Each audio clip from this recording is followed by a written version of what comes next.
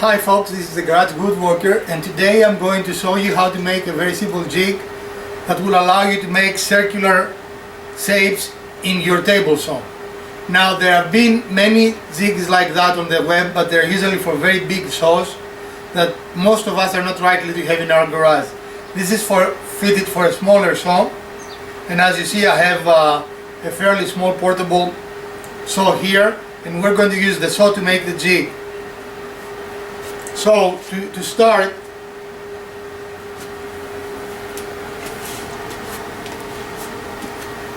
cut a small piece of board, and I prefer it thin so we can have more of the blade available. And this is cut so it is flush. I don't know if you want to come here or not. It is flush with the edge of my saw. It's not important that it's flush with your blade, but it is important that your blade is actually straight whenever you use the saw. So always use a square and make sure that your blade is actually square to the surface of your saw. That is very important. So once you have your piece of wood, again you can go thicker if you want, but the trade-off is that you're giving part of the blade width here so you can cut smaller pieces. We'll just take it and make a hole and put a small point around which our work can pivot.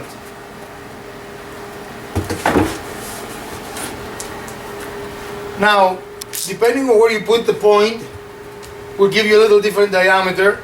I'm going to kind of eyeball the middle.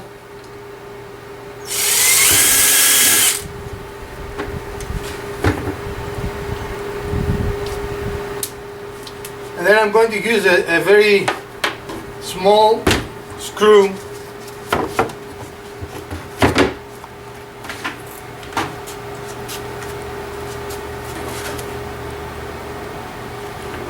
as my pivot point.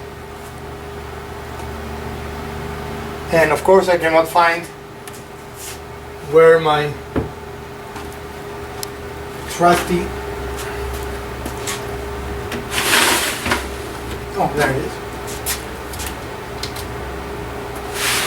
So this is the underside of the jig right now, and we simply will drive the screw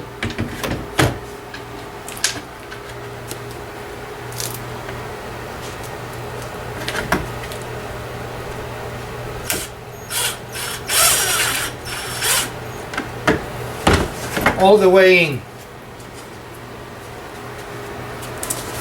So your screw will have to be farther away from the blade unless you have a very small piece.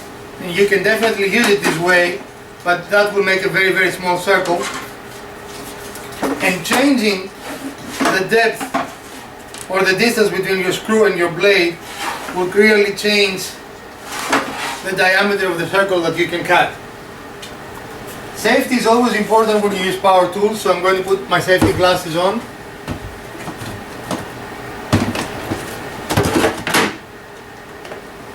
And we'll see if that jig works.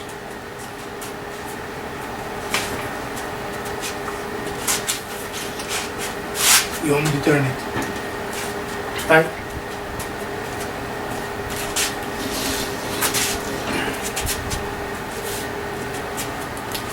Excuse me. So let's take this piece of wood. This of course is very thin to make a full circle, but you will get the idea. And we'll press it on the screw.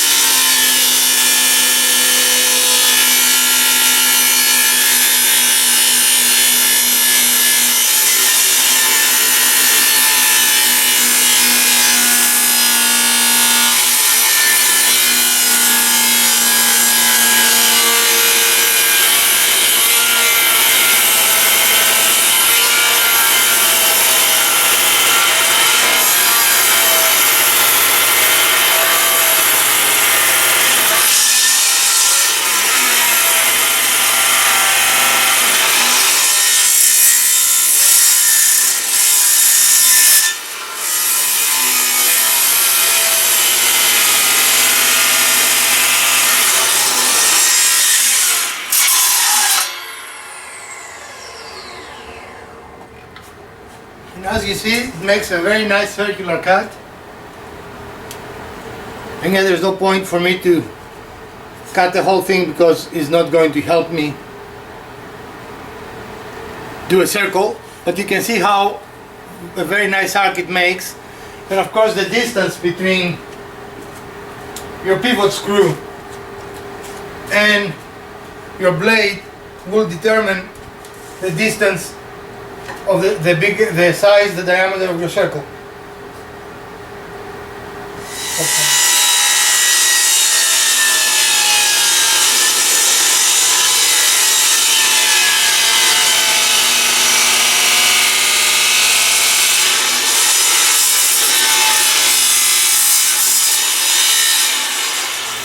So the detail of how we're building the jig to make circular cuts in the table saw, take a piece of duct tape or Gorilla tape.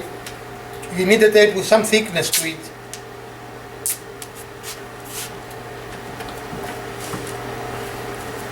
And remember where we put our screw.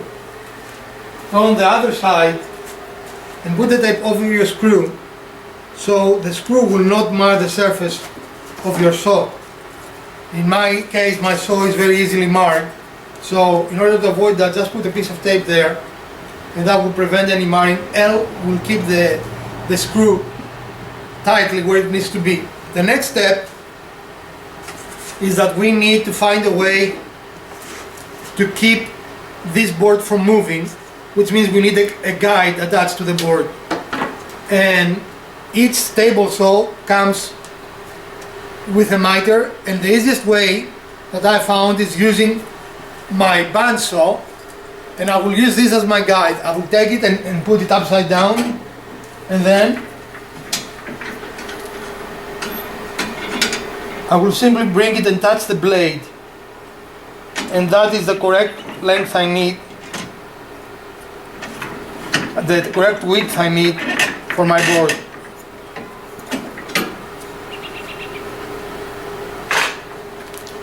I'm going to attach now my dust collection system.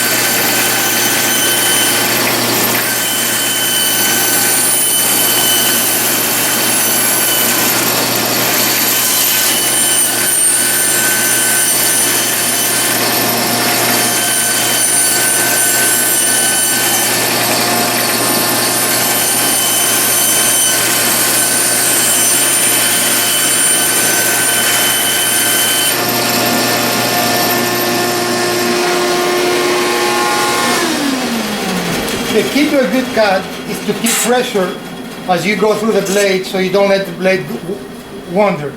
So now we have a piece of wood that it is the exact size that we want it.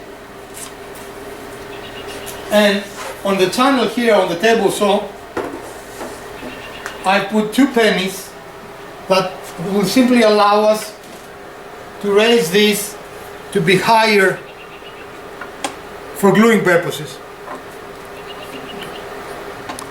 So using 3 pennies in the channel, for most circular saws, for most table saws, pennies are the nice width that can fit inside this channel and will allow you to bring your guide in the surface so you can actually glue it. I'm going to put some wood glue .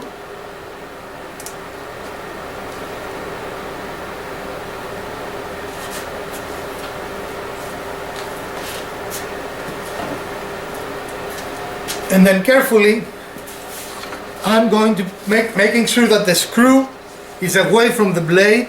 I'm going to lay the jig on top of the channel. Now, in order for this to hold, I'm going to use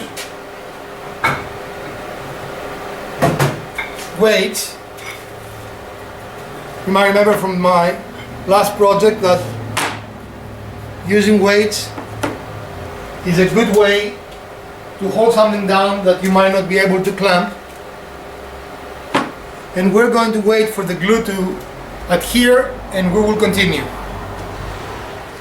So our jig is complete. The screw is here. Of course, you could use any point you want. You could use a small nail, anything that has a very fine point that you can center the piece you're going to make the circle with, the piece of plastic tape to protect your table, and the runner. This only needs one runner, because all this runner does is actually keeping this little piece of jig from moving. The only thing you need to remember is that your point needs to be away from your blade. Place it into the groove and you're ready to cut.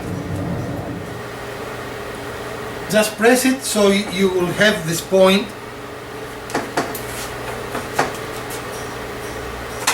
And then make sure your saw is plugged, of course.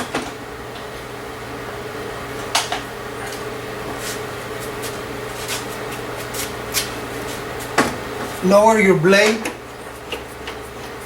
It makes sense to probably try and do that in 2 cuts to make a cleaner cut.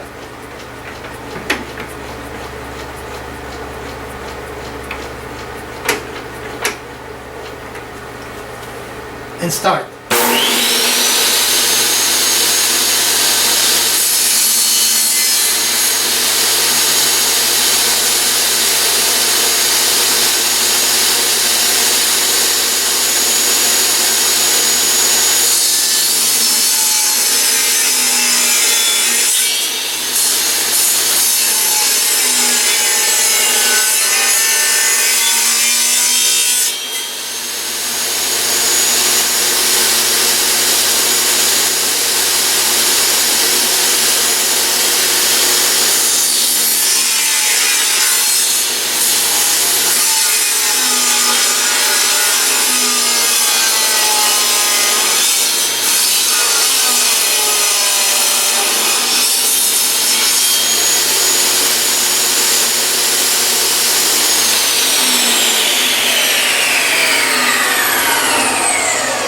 As you can see, that makes a very good, almost perfect cut.